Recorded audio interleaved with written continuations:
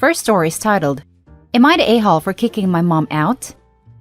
My 42 male mother moved in with us temporarily as her place in a retirement community is being finished. She has been a nightmare since she's moved in. She is constantly up my wife's butt, complaining, nitpicking. She's always got something to say about how she'd never do something my wife does, but then hypocritically says, it's fine if I do the same thing. My wife, who has the patience of a saint, doesn't complain. But I've been told by both our children, 16 male and 13 female, about things she said and done. I've told her more than once that she's a guest in our house and to knock off her crap.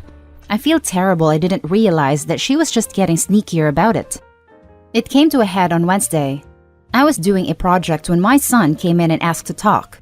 He said I needed to do something about my mother because he's seen my wife cry more than once because of her. My daughter said she has too, though my wife tries to hide it. After gently pressing my wife about it, she admitted it was true and told me how much she was starting to hate being home now because it was so nonstop with my mom, and she didn't say anything because she wouldn't ever want to put me in a bad spot or make me feel like I had to choose. I was furious. My wife should never feel uncomfortable in her own home. I confronted my mom, who immediately turned on the tears. It was taken out of context. My wife just doesn't like her. She's telling me lies. I told her to pack her stuff. I'd allowed her to hurt my wife for far too long. I dropped her off at my aunt's house yesterday. My aunt says I made the right decision, and my wife and kids needed to be comfortable in their own home. My mom and brother are furious, however, and say I'm an a-hole for making her homeless. I told my brother he could take her in then, but that's not an option somehow. I don't think I was the a-hole at all, but my wife feels like we caused problems in my family. So, am I the a-hole? Added to add, I wanted to thank everyone for their kind words. A few people mentioned my wife not communicating what was going on. Well, she came from a very abusive home, and that is a contributing factor. Her mom always used to say not to make her choose, which I think might be why she said what she did. Now for the top comments. Not the a-hole. You are a good husband. I've seen far too many posts where the wife is in misery because the mother-in-law is horrible to her, and the husband either does nothing or sides with his mother. Don't let your mom and brother get to you. You did the right thing. Even your aunt thinks so. Good on you for being there for your wife. This, not the a-hole. Very funny that your brother's judging you but won't take her in either. That's some ridiculous behavior. Your mom is welcome to rent an Airbnb if she doesn't want to be homeless. Absolutely not the a-hole. It's so refreshing and satisfying to read something like this. Finally, someone who has their priorities straight. As someone who is dating a mama's boy, I can only hope one day he will shift his loyalty, for lack of a better word, to me. Take your wife out on a date and tell your kids you love them and prioritize them. Good for you. Yes, this family is awesome. Not only did Opie support his wife, so did the kids. That is a sign of a close family to me. Not the a-hole. Your brother is the a-hole though.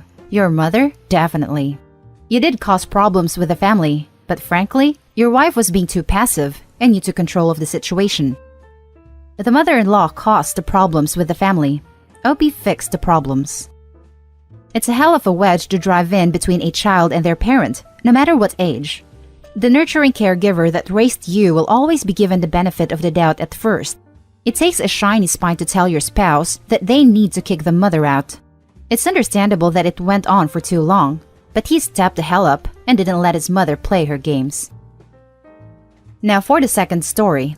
Am I the a-hole for choosing not to sew baby quilts or dresses or anything other than housewares for my family? I started sewing when I was around 18. When I got to college, there was this girl, Allison, in my dorm who brought her sewing machine, and I could hear her doing stuff through the wall. I got up the nerve to say hi to her, and I spent so many hours on her bed watching her sew while we watched TV and talked. She taught me some basics, and I eventually saved up to get my own machine. My family didn't really support this. They've always been kind of, who has the time for that people? Anything that isn't sports or work is bad, because people should always be in the pursuit of more money, more cars, dating up, getting rock-hard abs, etc. The first year, I made everyone simple but useful presents, aprons, pot holders, zipper pouches, etc. My dad is the only one who appreciated it. An apron meant for grilling. He still uses it. One sister said, "Oh, so you don't have a job?" When I moved in with Allison to some off-campus apartments, my family started going in on lecturing me about not bettering myself constantly. Mind you, I was in school to be a teacher. 7 years passed, Allie gets married, and I sew her wedding dress. She's more of a sister than my actual sisters. This is the first time my family takes interest, because now I can be of use to them. Jen sees the dress and starts telling me what she wants for hers. Annie tells me what she wants for Flower Girls. I told them no. They didn't take it well. Now, there's talk of grandchildren, and everyone has started looking at me to step up and make family heirlooms quilts for the babies, as well as all kinds of other things. They tell me, what's the point of sewing if you're not going to sew for your family? I told everyone, why would I sew anything for any of you when you laughed at me and told me I was wasting my time? It didn't go over well, and my sisters have labeled me a bitter, hateful witch who won't let go of the past. And that I am jealous that they are successful in their careers while I'm scraping glue off desks. I teach high school, so no. A few friends have told me that my outburst was childish and that I shouldn't punish the grandchildren for my family being crappy to me. In my mind, I'm not punishing anyone. Punishing them would be taking away something rather than just not going out of my way to spend a lot of time sewing for people who are ungrateful. Plus, and I hate to say this, just because they're related to me doesn't make them family. I compromised and said I would make everyone some pot holders for Christmas. They told me to not bother coming if I'm not going to be a member of the family. Am I the a-hole? Now for the top comments. Not the a-hole. Also, wow for sewing an entire wedding dress. That's not easy and sounds like you're very, very skilled. And no, they want to use you without actually appreciating you. I'm pretty sure they won't even pay you or even provide materials. You're not punishing anyone because you're not taking away anything. No is no. They're not entitled or deserving to your free labor and time. They're not entitled or deserving to your free labor and time. Yeah, and I can't even understand why you compromised. They can go duck themselves. And OP, grow some backbone. Not the a-hole. They were mean and petty, and now they want presents? Made using the skill they were mean about? They are less clever than they think they are. The skill they are being mean about. They clearly don't understand the level of effort and talent that goes into making something like a quilt. They've just decided it should be no biggie for OP since it's not like she has a real job. Screw that. Not the a-hole. Honestly, I think your family members sound really insecure.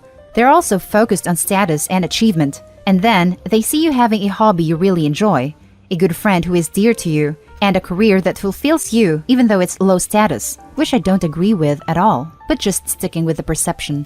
And honestly, they just don't know what to think. You are happy and fulfilled by perfectly ordinary things, while they have loads and it's still not enough. So, they try to make you feel bad in order to feel better about themselves. It's sad, really. You're right. By the way, family isn't just the one you're born into, it's the one you choose. If your blood family can't accept you for who you are and be happy that you are content with your life, then screw them. That's not what family does. Well, sooner or later, some obligations around legal kin are hard to avoid. When it comes to optional things like family Christmas, don't force yourself to participate if you're not going to get anything out of it. Instead, surround yourself with people like Allison who accept you and love you for who you are. People like her are your real family. Now for the last story. Am I the a-hole for not letting X off the hook on child support so he can afford his new life? My ex-husband had a 4-year-long affair. I only came to learn about this affair because he got the other woman pregnant.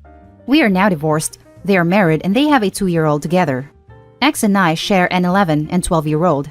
As of last year, I have primary custody because he and his wife and their child moved 4 hours away, which the courts considered too far to maintain 50-50 timeshare. The business X worked for collapsed due to COVID back in April, and X was out of work for several weeks. In that time, he asked me to take him off the hook for child support, which meant no back pay for the weeks. And because I said no, he brought me back to court. All the court did was readjust the amount he owed because of their lost income. X's wife has since got a job, and he say that they are still struggling because neither make good money. He asked me again to let him off the hook. He said their daughter is suffering because between keeping the roof over their head and paying child support, there isn't much left to provide for her. I told him that is not my problem. My concern will always be our children. He claims if I can afford to provide for them without him for a period of time, it is the right thing to do, because his other daughter is their half-sister, and as such, it is my role to make sure she is cared for too, or at least it should be, if I am a good mother and a caring person. I told him the discussion was over, and I want the child support for my children. Am I the a-hole? Now for the top comments. Not the a-hole. Child support is for the benefit of your children. If he wants an amendment to the child support agreement, he needs to talk with the courts further. You are right, not your business. He and his wife need to hustle more. He knows the court won't lower it more than they already have. The fact she is now working could increase it. So, he knows it's not safe to do so, which is why he's coming to me about it. But I look out for my children first. Take him to court for an increase. The court adjustment payments based upon their real income, which I guarantee he is lying to you about. Perhaps, if he learns his whining only gets him dragged into court and forced to pay more support, he will man up and quit crying to you about the consequences of his actions. But I look out for my children first, because you are a responsible parent. That would cost me money, so I will leave the child support as it is. If he wants to go fight for a further increase, he is entitled to, and I will enjoy saving the extra child support if that happens. I like to think I am. I have always put my kids first and their feelings and needs, even when it was painful to do so. But like I told a friend who asked, being responsible and putting them first doesn't mean I'm going to let him walk all over me either. Not the a-hole. If he didn't want to pay child support, he shouldn't have had an affair. It's not your responsibility to make sure his daughter is cared for. If he can't afford to provide for his daughter and pay child support, he should get another job. Agreed, but he did. And he had no choice but to let it come out, so now he is reaping what he sowed. Don't feel guilty. The courts take his family size into consideration when calculating child support. He can pay to go back and ask for another adjustment if he needs it. One thing I've learned from my ex-husband is to never agree to anything outside of the court order. It only ends in problems. Not the a-hole. His new life, or lack thereof, is not your problem. He had the affair, he had more children, and as a parent, it's his job to provide for all his children. If he is struggling, he needs to figure it out, but it's not your job to make sure his other child has what she needs too. The fact that he brought that up was ridiculous. Exactly, OP. You are providing for your kids. If you remarried and had a third kid, would he have to pay child support on that kid? His logic is all backwards if he thinks you are only a good mother if you are helping him raise the kid he had with another woman. You are a good mother to your kids. And that's the end of this video, folks. As always, leave a comment and hit like and subscribe. And if you want more of this content, turn your notification on to get updated on the latest videos. And I'll catch you in the next one. Stay safe.